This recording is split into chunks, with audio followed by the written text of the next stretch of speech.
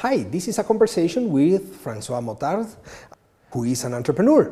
And Francois, from your perspective and your experience, what is a good environment for entrepreneurship?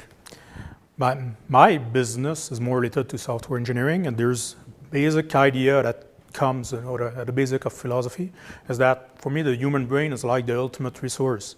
It's not like if you have somebody working for you, it's not like somebody that you tell something to do. You need to create an environment for him to exploit his maximum. So it's not trying to control.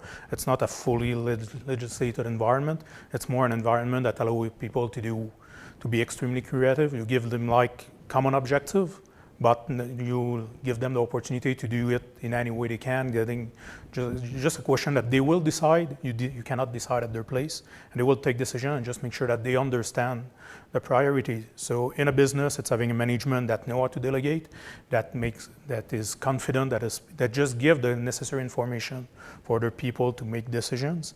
And in a country, it's more having the less legislation, so you want to give value to customer and not to a bureaucracy or some kind of legislation or status quo. To be able to, any kind of innovation will break a status quo somewhere. And majority of bureaucracy or large corporation to protect the status quo. And it's psychological factor that is normal, but at some point you need to change a mentality where it's normal to be challenged. It is normal to be challenged. What are the most common misunderstandings about entrepreneurship that you have found during your experience?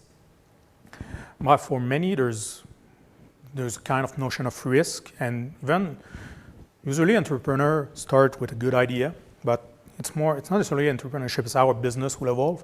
A culture, if you start to have a successful business, at some point you will grow and the culture will change. Let's say, for example, if you have around up to 20%, probably the founders know everybody, know all employees, all his spouse, children names. He can know that if there's one employee let's say one of his children having an extremely important sport competition, like, I don't know, an Olympic qualification on next weekend, he knows that this employee will not necessarily be focused, he knows it. But as you grow, the founders will lose the CEO, the people will start to not know each other, will create small different network.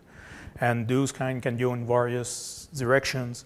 There's also, so you can also just have the perspective or the skills from different groups or from different mentality. Like one I see coming from engineering, you are really good at logical communication.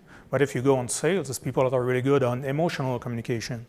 You hire an engineer for his capacity of logical thinking, while for a salesperson, it's more the capacity to persuade. So if you have, let's say, an entrepreneurship in business, you have at some point you need to think about investing more on production or more, let's say, in a trade show.